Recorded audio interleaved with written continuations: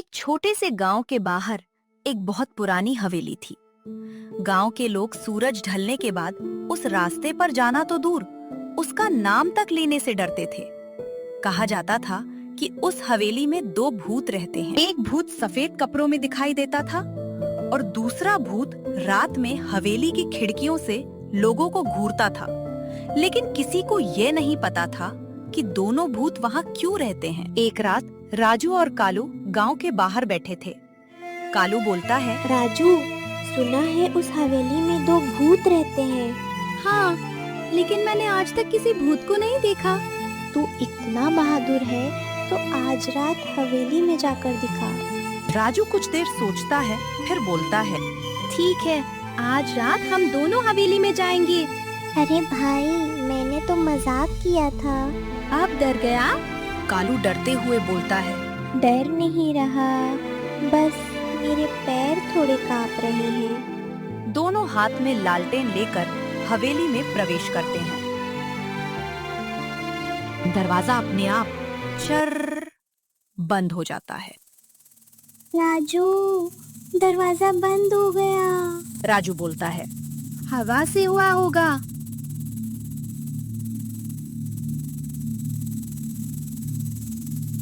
तभी ऊपर से आवाज आती है, ठक ठक ठक। कालू राजू का हाथ पकड़ लेता है और बोलता है, ये हवा थी शायद। दोनों धीरे धीरे सीढ़ियों की तरफ बढ़ते हैं। सीढ़ियों के ऊपर एक सफेद कपड़े पहना हुआ भूत दिखाई देता है। कालू देख डर कर बोलता है, भू भू भूत। भूत धीरे धीरे उनकी तरफ बढ़ता है। राजू डरते हुए पूछता है, तुम कौन हो? भूत रुक जाता है। भूत बोलता है, डरो मत, मेरा नाम वीरू है, मैं तुम्हें नुकसान नहीं पहुंचाऊंगा। कालू हैरान हो जाता है और बोलता है, भूत होकर नुकसान नहीं पहुंचाओगे? मैं यहाँ किसी को डराने के लिए नहीं हूँ। राजू बोलता है, फिर यहाँ क्यों रहते हो? वीरू चुप हो जाता है। अचानक पीछे से जोरदार आवाज आती है। धड़ाम, एक काला साया सामने आता है। उसका नाम शंकर होता है। शंकर वीरू से बोलता है, वीरू, तुमने इन्हें यहाँ क्यों आने दिया? कालू डर कर राजू पे पीछे छिप जाता है। शंकर, इन्हें जाने दो। नहीं, कोई इस हवेली का राज बाहर नहीं ले जाएगा।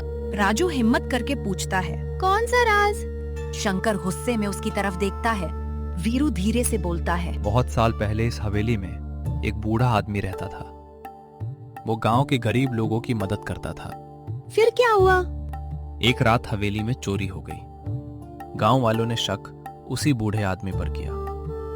लेकिन उसने चोरी की थी? वीरू सिर हिलाता है, नहीं। फिर असली चोर कौन था?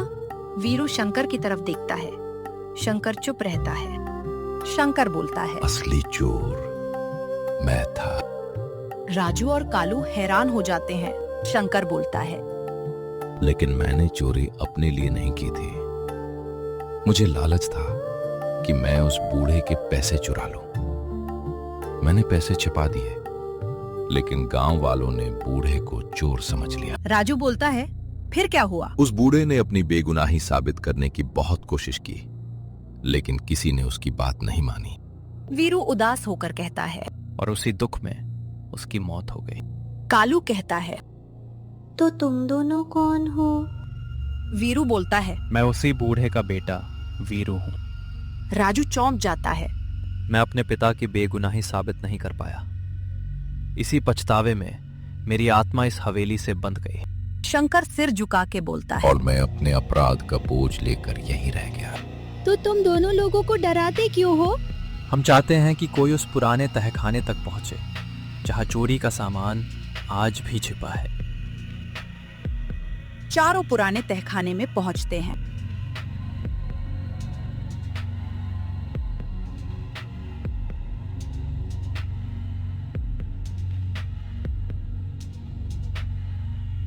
मकड़ी के जाले, पुराना संदूक और धूल से भरी दीवारें। राजू एक पत्थर हटाता है। उसे एक पुराना संदूक दिखाई देता है। यही होगा। संदूक खुलता है। उसमें पुराने कागज और पैसे रखे हैं। वीरू की आंखों में चमक आ जाती है। यही सबूत है कि मेरे पिता निर्दोष थे। अगली सुबह राजू और कालू गांव वालों को सब बताते हैं। दादी पुराने कागज देखकर कहती हैं, ये तो उसी समय के कागज हैं। इसका मतलब वह बूढ़ा आदमी सच में निर्दोष था। गांव के लोग शर्मिंदा हो जाते हैं। तभी एक गांव का आदमी बोलता है, हमने एक निर्दोष इंसान पर शक किया था। उस रात राजू फिर हवेली जाता है। वहां वीरू और शंकर खड़े हैं। वीरू बोलता है, अब हमें यहाँ रुकने की जरूरत नहीं। शंकर भी पहली बार शांत दिखाई देता है। राजू, तुमने हमारा बोझ हल्का कर दिया। धीरे धीरे दोनों की परछाइयां रोशनी में बदलने लगती हैं। ये कहाँ जा रहे हैं? वीरू मुस्कुराकर कहता है, जहाँ डर नहीं, सिर्फ शांति है। और दोनों गायब हो जाते हैं। राजू और कालू हवेली से बाहर निकलते हैं। कालू राहत की सांस लेता है। चल भाई, अब कभी इस हवेली में नहीं आऊंगा। राजू हंसता है। दोनों आगे बढ़ते हैं।